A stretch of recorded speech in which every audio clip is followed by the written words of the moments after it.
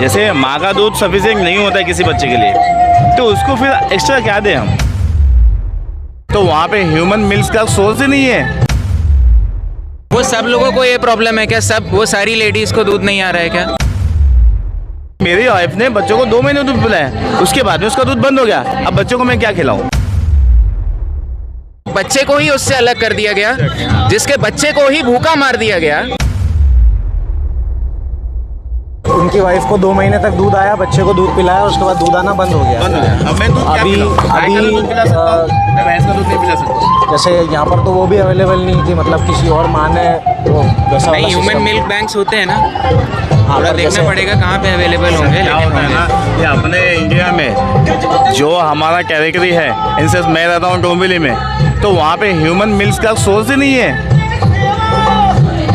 थोड़ा सा मुश्किल हो सकता है ऑब्टेन करना, लेकिन इम्पॉसिबल नहीं होगा ऐसे। अभी देखिए, मैं तो अभी यहाँ पे आया हूँ इस तरह से, बट कैसा है, मेरे से बहुत सारे लोग, काफ़ी गरीब लोग हैं, बराबर है, तो वो उसको अफोर्ड नहीं कर पाएंगे। वो सब लोगों को ये प्रॉब्लम है क्या? सब वो सारी लेडीज को दूध नहीं आ रहा है क्या?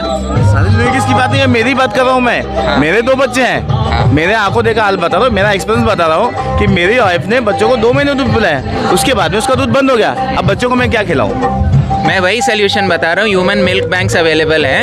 हमारे अंदर वो इच्छा होनी चाहिए। पहली बात तो हमें ये समझ में आना चाहिए कि जो जानवरों के साथ डेयरी फार्म्स में हो रहा है वो एग्जैक्टली क्या हो रहा है एंड दूध हमारे पास कैसे पहुंच रहा है, ठीक है? जब हम वो चीज़ जान जाएंगे और जब हम समझेंगे कि शायद कुछ गलत हो रहा होगा उधर पे, जिसको हम सपोर्ट नहीं करना चाहते होंगे, तो फिर हम ये सोच सकते हैं कि किसकी मुश्किल ज़्यादा बड़ी है। मेरी मुश्किल ज़्यादा बड़ी है कि मुझे अपने बच्चे के लिए कहीं से दूध अरेंज करना पड़ेगा, जो शायद मुझे पहले शुरू में करने में शायद थोड़ी सी मुश्किल हो सकती है ना?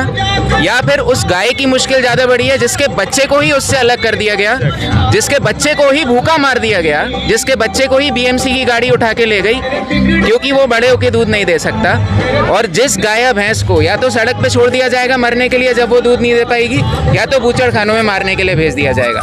तो अगर आपको लगता है वो मुश्किल आपकी जो मुश्किल है उससे ज़्यादा, उससे काफ़ी कम है, तो आप स्वतंत्र हो। लेकिन अगर आपको लगता है कि वो जो सफरिंग है, जो प्रताड़ना उन जानवरों को डेयरी फार्म्स में झेलनी पड़ रही है, वो उतनी बड़ी नहीं है, आपके शायद वो चीज़ का पता नहीं होने के कारण, तो आप बिल्कुल स्वतंत्र हो, आप जो चाहे वो कर सकते हैं। बिल्कुल, आपने जो गाइडेंस किया वो एक स्टार्टअप के तौर पे बहुत अच्छा एडवाइस है। एक और चीज़ मैं ऐड करना चाहता हूँ, जब हम अपने एक बच्चे की बात कर रहे हैं वो सिचुएशन बिल्कुल अलग हो जाती है, मैं समझता हूँ, लेकिन 99% सिचुएशंस में 99% लोग, अभी जैसे मैं हूँ, मुझे तो दूध पीने की आवश्यकता नहीं है, मुझे ऐसी चाय पीने की ज़रूरत नहीं है कि जिसमें दूध डला हो, या मुझे पनीर खाने की ज़रूरत नहीं है, मैं कुछ और खा सकता हूँ, ठीक है? हम उस बच्चे की भी बात करेंगे। अगर ऑल्टरनेटिव कोई और अवेलेबल नहीं है तो क्या कर सकते हैं उसकी भी बात करेंगे।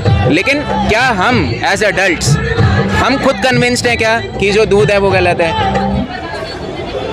जब हम कन्विंस हो जाएंगे उसके बाद हम आगे का सोचेंगे और उसका भी सल्यूशन निकलेगा। बिल्कुल, आपने बात तो सही कही कि हम गाय के बच्चे का दूध छीन करके अपने बच्चों को पिलाते हैं, ये तो सरासर गलत है।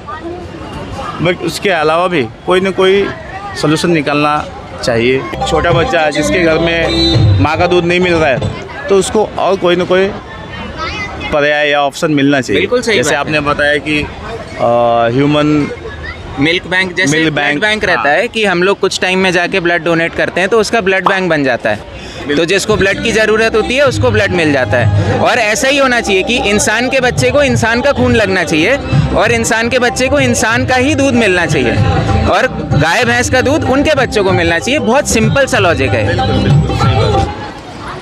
आपने अच्छा गाइडेंस किया, डेफिनेटली इसके ऊपर विचार करेंगे, और जितना हो सकेगा मैं इसके लिए मेरे दोस्तों को या फिर मेरे सर्कल में ये एडवाइस देने की कोशिश करूँगा। एक YouTube पे डॉक्यूमेंट्री है माँ का दूध नाम की, वो आप ज़रूर देखिए, उसमें आपको और डिटेल पता चलेगी कि क्यों हम लोग यहाँ पे खड़े हैं, हमारा यहाँ पे आने का क्या इंटेंशन है, हम लोग क्यों आपसे बात कर रहे हैं। बिल्कुल, आपका कंसर्न बिल्कुल जेन्युइन है, लेकिन अब जब आप वो मूवी को देखोगे तो आपको और थोड़ा डिटेल मालूम पड़ेगा जो शायद बहुत सारे लोगों को नहीं पता है।